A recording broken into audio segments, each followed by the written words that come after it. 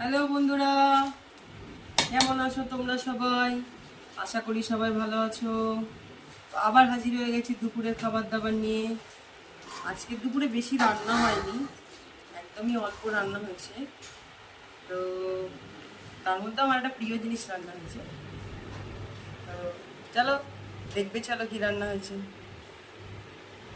তো বন্ধুরা, বলেছি আজকে রান্নার পরিমাণ খুব সীমিত।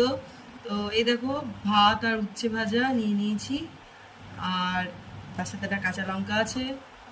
আর কি হয়েছে দেখো, এই হচ্ছে মটন। তো আজকে মটন আর উচ্ছে ভাজা, আর কিছু করিনি। মটনে আলু দিয়েছি বন্ধুরা, এই হচ্ছে আলু, আলু কেটেও গেল। তো এই হচ্ছে বন্ধুরা